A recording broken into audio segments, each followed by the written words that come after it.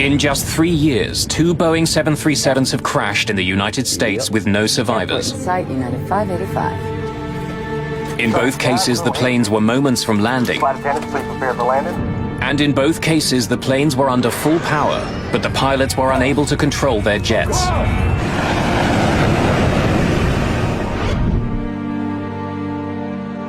In the crash of United Flight 585, NTSB investigators were unable to find a cause.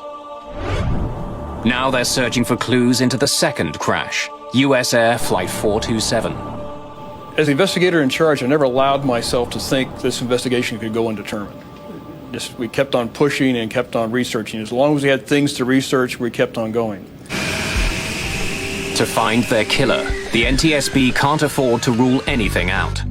From the possibility that a collision with birds brought 427 down, to strange, even bizarre theories. They looked at electromagnetic interference. They got calls from people saying it might be Russian death rays. They considered everything. There were a couple of witnesses who gave reports of the aircraft suddenly descending and hovering before it blew up. We discounted those. But the investigation's primary suspect is the dual servo valve, part of the power control unit that moves the 737's rudder, and a suspect in the crash of United 585. Parker Hannafin made the valve. At its lab in California, investigators look inside the main cavity of the US Air Power Control Unit. Just like in the earlier crash, they find tiny chips of metal floating in the hydraulic fluid. But once again, Parker and Boeing repeat their claim. Filters designed to stop any debris from interfering with the delicate metal slides have done their job. Investigator Greg Phillips wants to be absolutely sure. If the chips were blocking the slides, they would have left tiny scratch marks behind where they rubbed against the metal. But Phillips can't find any. Another pass. Okay. Phillips has technicians put the servo valve from Flight 427 through as many tests as he can think of, trying to find a weakness. If he can find one, it could explain why 2 planes were ripped from the sky. But he comes up empty. That unit passed all its operational tests. There wasn't any indication that it had failed, and it operated within the parameters we expected it to. Once again, the investigators are forced to shift their focus back to the pilots. By studying the plane's flight data recorder, investigators know that the jet's rudder was deployed fully to one side, what's called rudder hardover. We were definitely focused on rudder, on hardover rudder, full rudder input for about 20 seconds. It can be caused either by hardware, something unknown in the hardware, or it can be caused by pilot input. First Officer Chuck Emmett, who was flying 427, did indeed step down hard on his rudder and then held it there while the plane plummeted towards the earth. It raised a grisly question. Was he trying to fly the plane into the ground? And looking at this, and being a pilot myself, it's like, this doesn't seem like rational behavior. What the hell is this? Human performance specialist Malcolm Brenner listens closely for evidence on the cockpit voice recorder. What the? Go! Shoot! In this case, they had microphones right by their mouths, and you can hear, as well as in real life or better, you can hear breathing sounds. Yeah, I see the jet stream. The cockpit recordings indicate that Flight 427's troubles began at the moment it flew through the jet wake of a Delta Airlines 727 that had just passed in front of them. Both pilots are startled by the wake. I see the jet stream. The first officer breaks off at the end of a sentence. I see the jet stream, and there's no more discussion of the jet stream or anything else. They both focus. Something happened here. Captain says, "Sheesh." It was such a smooth flight that it was a momentary jolt that they just hadn't anticipated. And with that, the pilots got on the controls and immediately, put in a rudder input.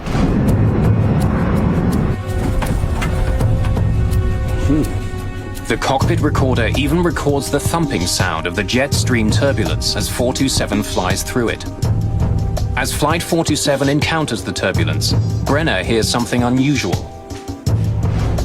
First Officer Emmett begins to grunt.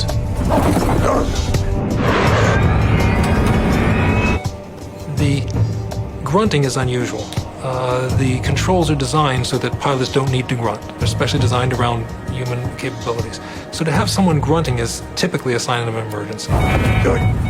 By matching data from the flight recorder with the crew's voices, Brenner is able to confirm that Emmett's grunts begin a split second after he pushed down on the rudder pedal, and 3 to 4 seconds after the wake turbulence affected Flight 427. What the hell? On their own, the cockpit voice recordings prove very little. But it seems clear that the crew weren't trying to crash their plane.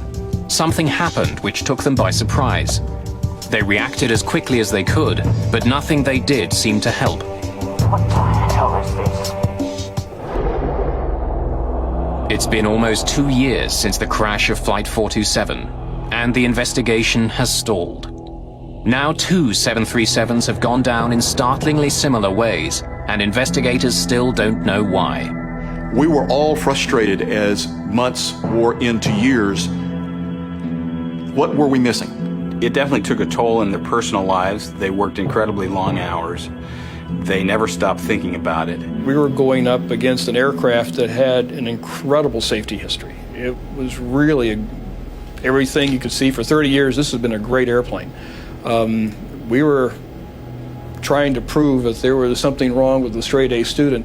It clearly was on his mind. He at one point had a nightmare about it where he dreamed that he was in front of a congressional committee that was grilling him on now there had been a third 737 crash, and in Tom's dream all of the cameras were pointing to him, and a congressman asked, "Why didn't you ground the fleet?"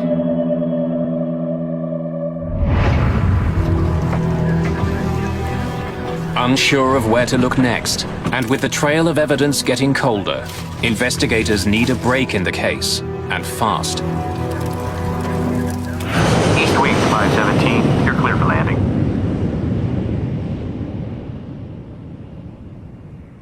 On June the 9th, 1996, they finally get the break they've been looking for. Captain Brian Bishop is on final approach to Richmond, Virginia, when, without warning, his east wind jet rolls sharply to the right.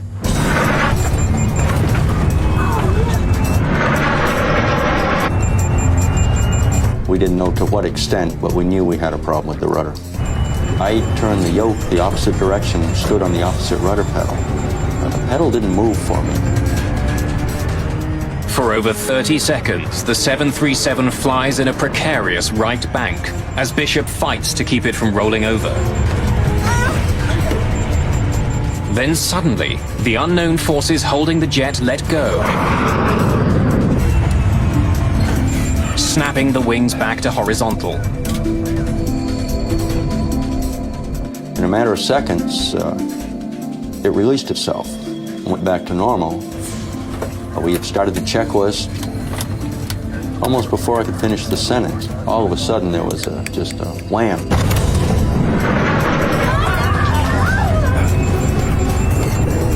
For a second time, the 737 is pushed onto its side. For 30 harrowing seconds, the 737 takes on a life of its own. Then, once again, as quickly as it began, the rollover stops. After the second time, I looked at the first officer and I said, "Declare an emergency." Tell the controller we have flight control problems.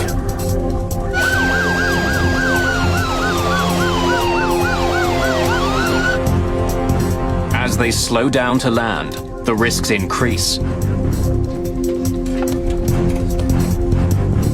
If a third rollover occurs, they won't have enough airspeed to recover. I did at some point tell my first officer to look out the window and find a dark spot. It was nighttime and we were looking to avoid a neighborhood or a populated area. And he very calmly responded that, "Hey, here's a spot over here."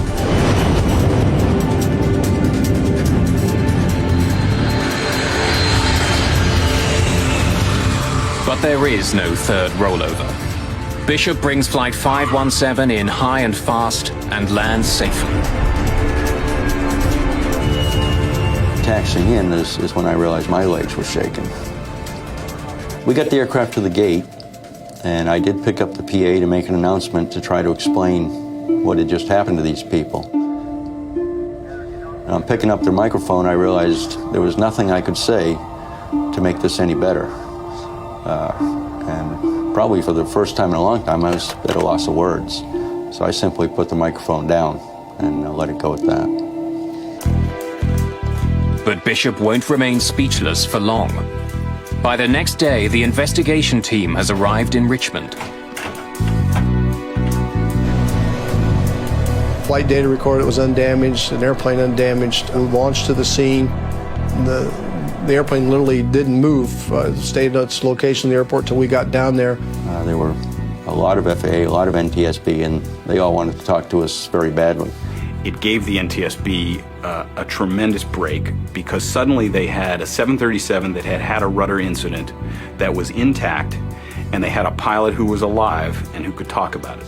I think they were much happier to have the airplane than me. I think the airplane probably gave them more to research than I ever could.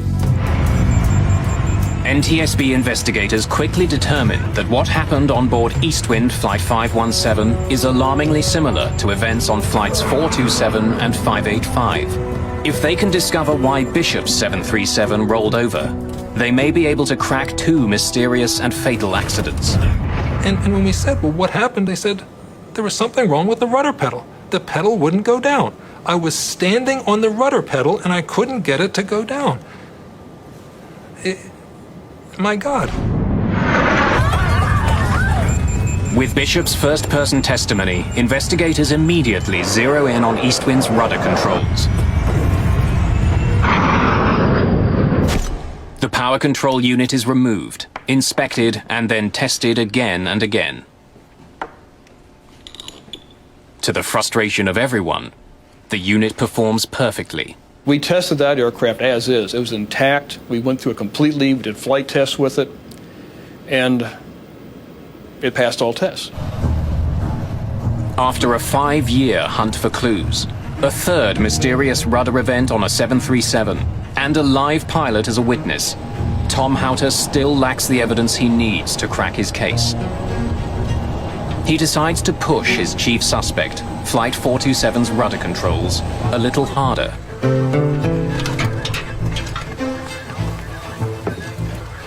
One fellow mentioned a test they had done in the military of a thermal shock, where if you had the actuator being very cold and put in very hot hydraulic fluid, it would cause it to react in strange ways.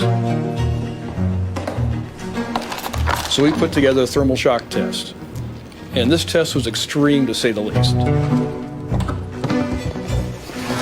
On August the 26th, 1996, in Valencia, California, NTSB investigators gather to watch the torture test of US Air 427's PCU. After soaking it in dry ice, the PCU is blasted with nitrogen gas to simulate the minus 40-degree temperatures at 10,000 meters. Then it's quickly injected with superheated hydraulic fluid and given the command to start working. As we were standing there listening to the actuator move left and right, it stopped. And it was not commanded to stop. It just jammed. Stopped working completely. Take a look. Systems investigator Greg Phillips now asks that the valve be taken apart and scanned for scratches. They find none. Look at that. Doesn't leave a trace. It's a crucial breakthrough to solving an almost perfect crime. Not only have they proven that the valve which controls the rudders can jam, no evidence is left behind. Tom Houter and his team have now found that a small hydraulic valve that controls the rudder of the world's most popular commercial jetliner can jam in the right circumstances. It's an ominous discovery. But incredibly, there's another shocking surprise in store for the investigators. October the 15th, 1996. For the last 5 years, the National Transportation Safety Board has been struggling to crack its toughest case. Two completely separate, but seemingly linked accidents. The crash of United 585 killed 25 passengers and crew. 3 years later, the US Air Flight 427 disaster took another 132 lives.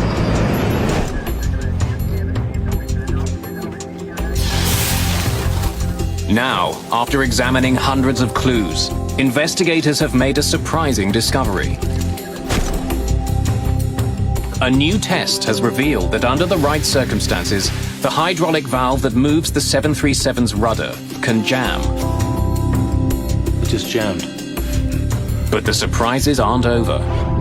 The most important breakthrough came when a Boeing engineer, examining the data from that test, discovered some numbers that indicated the valve at that point had actually reversed.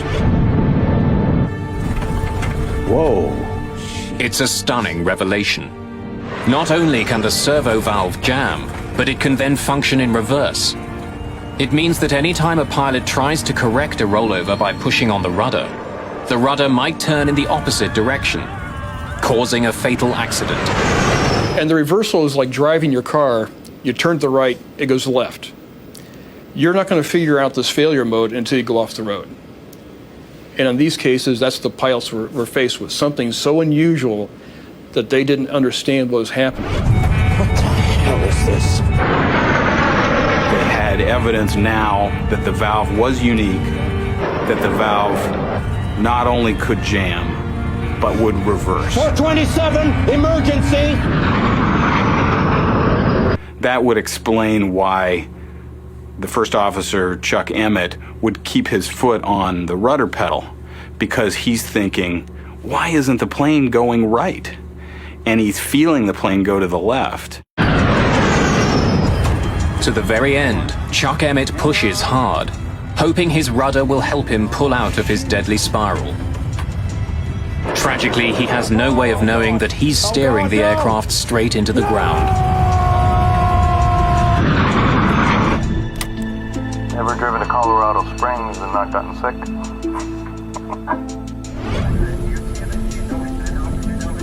Flight attendants prepare for landing.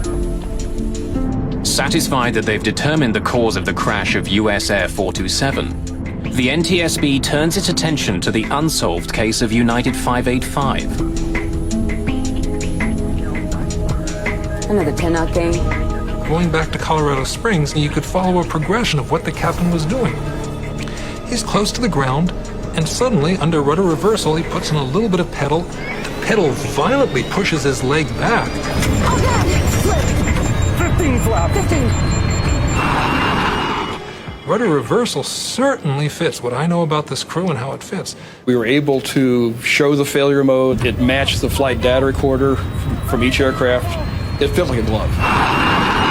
So we now had a lot more information we could apply to United 585. And based on that, we redid the accident report. Oh my God! From rudder reversal to impact took less than 10 seconds. 585's flight crew had no chance to save their plane or passengers. In the aftermath of the investigation, sweeping changes were made to improve the safety of the 737 and the entire aviation industry. New training protocols were designed to help pilots react to unusual in-flight events. In the 737 fleet, pilots are now trained on how to react to both rudder hardovers and reversals. The scenario of the US Air 427 accident, if the crew had the information that we have today, I believe they would have landed safely in Pittsburgh that evening. The FAA also directed Boeing to redesign the rudder's dual servo valve to eliminate the potential for reversal. Boeing spent hundreds of millions of dollars to replace the valves on thousands of 737s around the world. One thing we don't like at the safety board is to have an undetermined accident, because then we can't make a change to improve safety. So out of US Air 427, United 585, we have a much safer 737 fleet.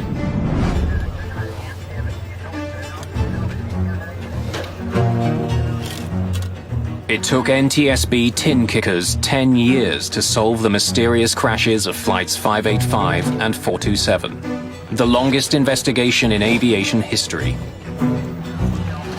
There are still some people in aviation who don't think the NTSB got it right. But I became convinced after talking to many people, pilots, engineers, people at Boeing, and spending a lot of time with the investigators, that they did get it right. Since the replacement of the 737 servo valves, there hasn't been a similar crash of the most popular, most profitable plane in the world.